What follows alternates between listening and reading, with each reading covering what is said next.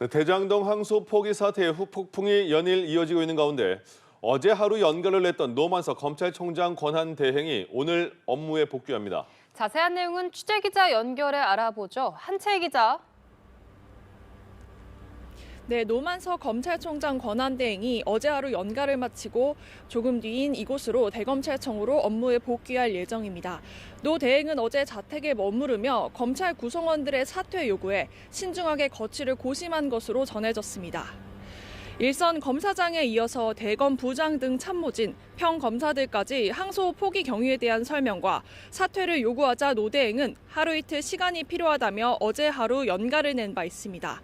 어제 집 안에만 머물면서 거취 등 여러 고심을 한 것으로 전해졌는데 오늘 출근길에 거취 관련 언급이나 항소 포기 결정 배경에 직접적인 설명이 있을지 주목됩니다.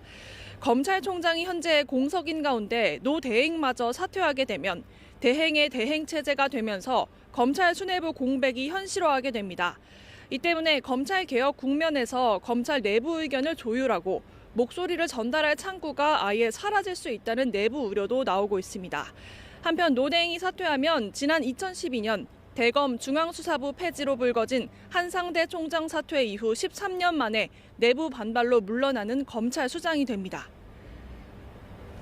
네, 항소 포기 결정을 둘러싸고 법무부와 노대 사이에 어떤 의견이 오가는지가 최대 쟁점인데요. 이 내용도 전해주시죠. 네, 앞서 정성호 법무부 장관은 항소 포기와 관련해서 신중하게 검토하라는 의견만 제시했을 뿐이라고 밝힌 바 있습니다. 구두로 의견만 몇 차례 전달했을 뿐 구체적인 지침이나 수사 지휘권 행사도 없었다는 건데요. 다만 노 대행이 항소장 마감 1시간을 남기고 이진수 법무부 차관과 통화한 것으로 알려지며 이 가운데 어떤 의견이 오갔는지에 대한 의문이 남은 상황입니다. 여기에 법무부는 항소 포기의 최종 결정은 검찰이었다며 수사 지휘권 행사도 없었다는 입장을 거듭 밝히고 있습니다. 한편 노 대행은 지난 10일 경위 설명을 요구하는 검찰 구성원들에게 용산과 법무부의 관계 등을 고려해야 했다고 언급한 것으로도 알려졌는데요.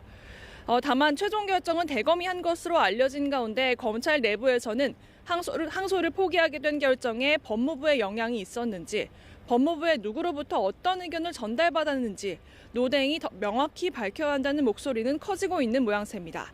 지금까지 대검찰청 앞에서 연합뉴스TV 한채입니다.